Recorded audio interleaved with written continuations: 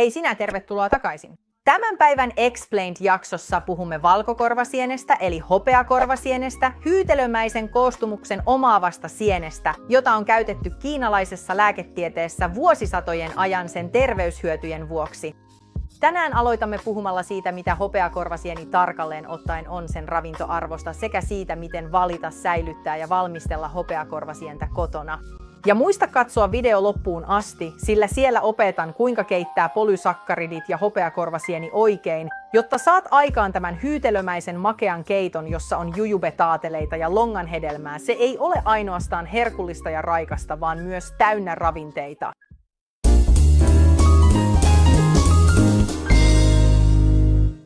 Hei uusi ystävä, tässä puhuu Erika. Olen pieni kansalainen, joka asuu tällä hetkellä Amerikassa. Ruoanlaitto ja matkustaminen ovat intohimoni, joten jaan kanssasi suosikkini aasialaisista resepteistä. Tällä kanavalla jaan keittiötrivioita ja aasialaisia kotiruokareseptejä, joten jos se kiinnostaa, tilaa kanava ja jatka katsomista. Hopeakorvasieni on syötävä sieni, joka kuuluu Trimellaceae-heimoon. Sitä kutsutaan myös lumisieneksi ja valkoiseksi hyytelösieneksi. Ja jos sen nimen kääntää suoraan Kiinasta, sillä on myös nimet hopeakorva, lumikorva ja valkoinen puukorvasieni. Ja tää on musta puukorvasieni. Vaikka ne näyttävät hyvin samankaltaisilta, ne ovat täysin eri sienilajeja. Sekä musta että valkoinen puukorvasieni ovat saaneet nimensä siitä, että ne kasvavat luonnostaan puunrungolla metsässä. Ja sienen muoto, kun se kasvaa puunrungon sivulla, saa sen näyttämään aivan kuin puunkorvalta. Hopeakorvasientä myydään useimmiten kokonaisena kuivattuna muovipussissa tämän näköisenä. Sillä on vaalea tai kellertävä väri, pehmeä ja hyytelömäinen koostumus, joka on lähes läpikuultava, sekä muoto, joka muistuttaa vedenalaista korallia erityisesti liotuksen jälkeen. Hopeakorvasientä viljellään yleisesti Aasiassa, mutta nykyään sitä löytyy monista trooppisen ilmaston maista.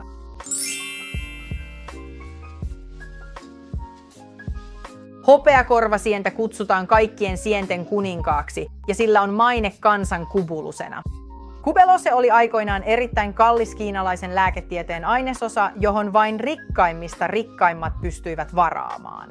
Olemme käyttäneet hopeakorvasientä perinteisessä kiinalaisessa lääketieteessä vuosisatojen ajan sen lääkinnällisten hyötyjen vuoksi, erityisesti sen tulehdusta ehkäisevien ja antioksidanttisten vaikutusten takia. Koko historian ajan kiinalaiset ovat pitäneet hopeakorvasientä pitkäikäisyyden ja kuolemattomuuden lääkkeenä. Hopeakorvasieni ei sisällä paljon rasvaa eikä proteiinia, mutta siinä on erittäin runsaasti polysakkarideja. Hopeakorvasienen liukas koostumus johtuu itse asiassa sen sisältämistä polysakkarideista.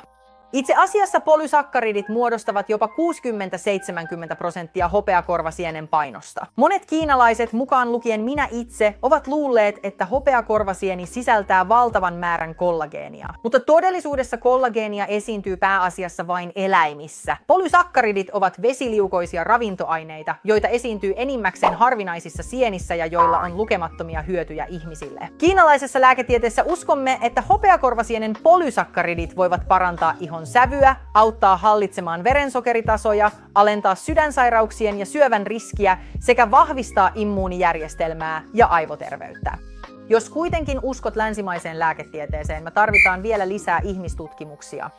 Hopeakorvasieni sisältää myös 7 eri aminohappoa ja 75% niistä välttämättömistä aminohapoista, joita ihminen tarvitsee päivittäin. Se sisältää myös runsaasti ravintokuitua sekä kalsiumia ja rautaa. Nyt siis tiedämme, että miksi meidän kannattaa syödä enemmän hopeakorvasientä, mutta miten valitsemme tuoreen sienen ruokakaupasta? Tässä muutama yksinkertainen ohje sinulle. Ensimmäinen ohje, mitä tuoreempi, sen parempi, sillä mitä pidempään sientä säilytetään, sitä enemmän ravintoaineita siinä menetetään. Toinen ohje, keltaiset, maanläheiseltä tuoksuvat sienet ovat hyviä, koska valkokorvasieni kuivuu luonnostaan kellertäväksi. Tällaiset valkoiset sienet ovat todennäköisesti käsitelty rikkidioksidilla tai vetyperoksidilla, jotta ne näyttäisivät kauniilta ja vaaleilta. Tällaisella hopeakorvasienellä on kuitenkin pistävä tuoksu ja sen polysakkarideista on vaikea saada aikaan geelimäistä rakennetta kypsennettäessä. Viimeisenä, muttei vähäisimpänä, voit myös nopeasti koskettaa sientä. Paina sientä kevyesti pakkauksen läpi. Sen tulisi tuntua kovalta ja kiinteältä, ei pehmeältä ja kimmoisalta. Jokainen hopeakorvasienipussi sisältää yleensä useamman kuin yhden sienen kukinnon. Säilytä ne siis alkuperäisessä pakkauksessa viileässä ja kuivassa paikassa keittiössä, poissa auringonvalosta.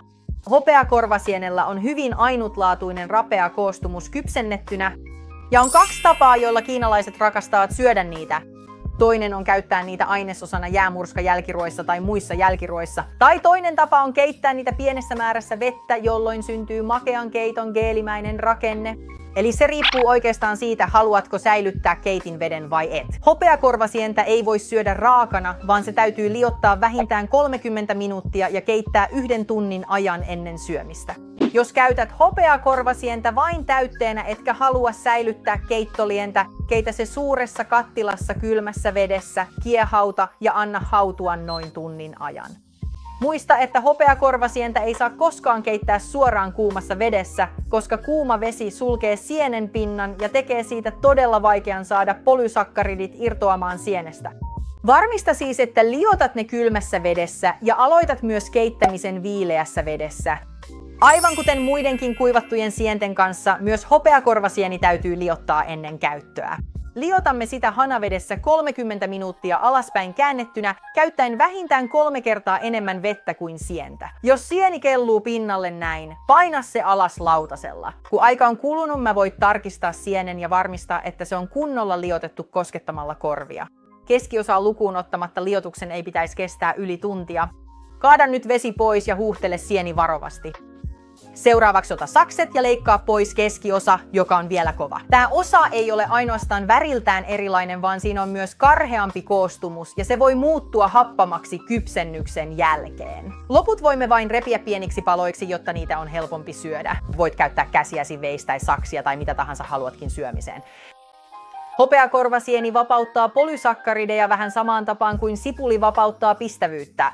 Mitä enemmän leikkauspintaa, sitä helpompi on kypsentää. Jotkut tykkäävät ottaa 4/4 sienistä ja sekoittaa ne mehuksi, jotta keitosta tulee sakeampaa ja siihen vapautuu enemmän polysakkarideja. Mutta tää on täysin vapaaehtoista. Itse kuitenkin tykkään tehdä näin. Nyt valmistele ei-rautainen keittoastia ja laita siihen litra kylmää vettä. Paljas rauta-astia reagoi polysakkaridien kanssa, joten haluamme välttää sitä. Lisää nyt sienet kattilaan, laita liesi täydelle teholla, kiehauta ja anna hautua 60 minuuttia. Useimmat hopeakorvasienet kypsyvät tunnissa ja vapauttavat polysakkaridinsa keittoon, jolloin siitä tulee sakeaa ja hyytelömäistä. Kun aika on kulunut, voit lisätä etukäteen liotetut taatelit ja pitkänään hauduta vielä 5 minuuttia, pidä kansi päällä ja anna hautua vielä 20 minuuttia. Avaa nyt kansi, lisää sokeri ja halutessasi hieman hunajaa. Sekoita, sekoita, sekoita ja valmista tuli. Pitkänään taateli hopeakorvasienikeitto on valmis. Tiedän, onpa pitkä nimi, eikö vain? No näin meillä kotona tapana nimetä jälkiruuat. Luetellaan vain ainekset. Keitto on makeaa, mutta raikasta. Se on täynnä vesiliukoista polysakkaridia, joten se on yleensä paksumpaa viileänä ja juoksevampaa lämpimänä. Tämä keitto on todella helppo tehdä kotona. Kunhan löydät tuoretta hopeakorvasientä, pärjäät mainiosti. Ennen kuin lähdet, opetellaanpa sanomaan hopeakorvasieni mandariinikiinaksi. Hopeakorvasieni. Kiitos, että katsoit videon loppuun asti. Kerro minulle, oliko tästä tiedosta hyötyä antamalla tälle videolle peukku ylös. Se vie sinulta vain hetken, mutta auttaa minua ja kanavaani paljon. Teen videoita 2 viikossa, joten muista painaa kelloa, ettet koskaan jää paitsi. Viimeisenä, älä unohda tilata kanavaani ja nähdään seuraavalla videolla. Moikka!